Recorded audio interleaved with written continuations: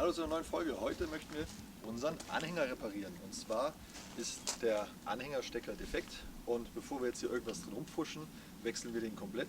Das Teil kostet 10 Euro, also nicht die große Ausgabe. Und ich werde euch jetzt in diesem Video zeigen, wie es geht. Und das schauen wir uns jetzt an. Gut, und damit wir das auch ordentlich machen können, brauchen wir ein paar Utensilien. Zum einen das neue Teil, gibt es bei Amazon und Co. für ungefähr 10 Euro, nicht die große Investition. Wir brauchen einen Schraubenzieher, und zwar den Kreuzer, der nicht zu groß ist, damit wir die Kontakte im Stecker öffnen und schließen können.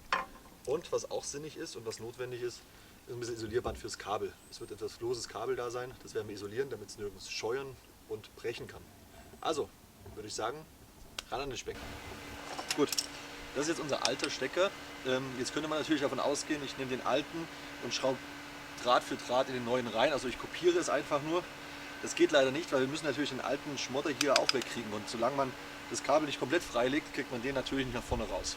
Aber dafür gibt es einen Anschlussplan, den blende ich euch auch ein. Den könnt ihr nutzen, der ist genormt. Hier, ich habe gerade überprüft, sind die Kabelfarben auch in Ordnung, auch wenn der scheinbar schon mal gewechselt worden ist und falsch angeschlossen. Das heißt, wir schließen jetzt nach dem genormten an, dass Blinker, Rücklicht und Nebelschutzleuchte auch richtig funktionieren, wenn man vorne im Fahrzeug die Funktion anwählt. Gut, dann machen wir den jetzt erstmal ab und machen dann den neuen ran. So, hier sehen wir schon das Übel, hier ist sogar ein Draht raus. Aber jetzt zum Abmachen, nur um es zu verstehen, wir haben überall diese kleinen Schräubchen da. Man sieht das hier. Hier sind es sogar Schlitzschrauben. Normalerweise bei den neueren sind das immer Kreuz. Die einfach lösen, dann kann man die Kabel hinten rausziehen und dann liegen die erstmal lose. Und dann kann man das Ganze, also das Teil inklusive diesem und der Spritzschutz hier, dieser Gummi, den kann man nach vorne abziehen, dass das Kabel dann los liegt. Genau, bevor wir den neuen natürlich einbauen, bitte schauen, dass alles dran ist. Hier, der sieht niegelnagelneu aus, der ist auch niegelnagelneu. Nicht wundern, an vielen Stellen hier brauchen wir diese Verbindung gar nicht, weil nicht jeder Hänger hat jede Funktion. Aber das ist nicht unnormal, dass hier einfach Klemmverbindungen frei bleiben werden. So, das Kabel liegt jetzt frei, ihr seht das. Bitte passt auf mit den freiliegenden Litzen, die sind sehr, sehr spitz und scharfkantig, die bohren sich direkt ins Fleisch, das wollen wir natürlich nicht. Und jetzt machen wir Folgendes, weil das müsst ihr machen, bevor ihr jetzt irgendwas anschließt. Ihr müsst jetzt dieses Teil hier, ne, das lässt sich auseinanderschrauben, ihr müsst dieses Teil schon mal auf das Kabel bringen, bevor ihr anfangt, dieses Teil zu verklemmen. Weil ansonsten kriegt ihr es ja nicht mehr drüber. Das wäre ein Anfängerfehler, weil dann macht ihr das nämlich doppelt, dann baut ihr es nochmal ab und nochmal von vorn. Also immer erst das zuerst und dann das und am Ende kommt die Abschlusskappe drauf. Ja. So, da haben wir es jetzt drauf. Bitte nochmal, passt bitte genau auf, dass euch diese Drähte da nicht komplett die Hände zerschneiden. Nicht mit hochdrücken dann, weil gerade diese Gummihülse, die dazwischen ist, die ist natürlich etwas schwieriger drüber zu bekommen. Macht das mit Gefühl, ansonsten wird es eine blutige Angelegenheit. Und parallel dazu habe ich jetzt diesen Anschlussplan da. Ich hoffe, man sieht ihn hier. Das ist auch der, den ich euch eingeblendet habe.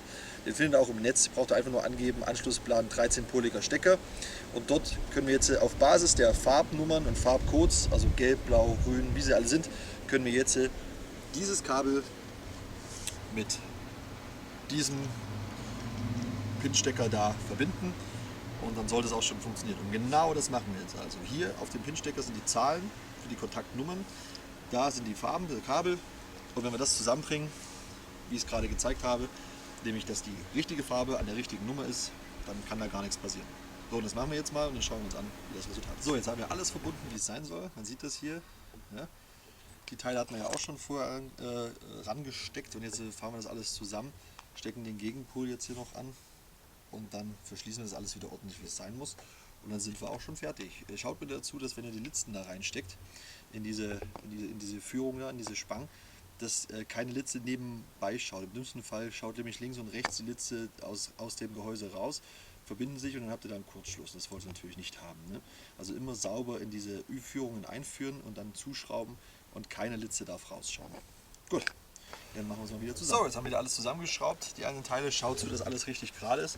Schaut zu, dass hier vorne der Stecker, wenn ihr den einlegt, dass er in diese Führung genau passt, also dieses Stecker-Inlay. Ansonsten passt er natürlich später auch nicht. Und jetzt ist er wieder bereit, angesteckt zu werden. Und hier ist alles schön dicht, dass die Dichtungen sind. Und ja, dann sollte auch wieder alles leuchten. Gut, von der Seite verabschiede ich mich dann. Ich hoffe, es hat euch was gebracht. Wie gesagt, dauert keine 10 Minuten normalerweise, wenn man es ordentlich macht, etwas Ruhe hat. Ihr braucht einen Schraubenzieher, ihr braucht dieses neue Teil und dann diese Anleitung, die könnt ihr euch, wie gesagt, in dem Video ja auf Pause drücken, ausdrücken oder guckt auf Google und dann macht das. Wichtig ist, macht es, sobald euch das auffällt, weil es gibt nichts Wichtigeres, als dass man gesehen wird und unter anderem hinten mit Rückleuchten und Rücklicht. Dementsprechend gleich machen, wenn es auffällt, nicht erst lange warten. Und die 10 Minuten hat jeder, die 10 Euro auch und dann seid ihr sicher unterwegs. Danke fürs Zuschauen und bis zum nächsten Mal.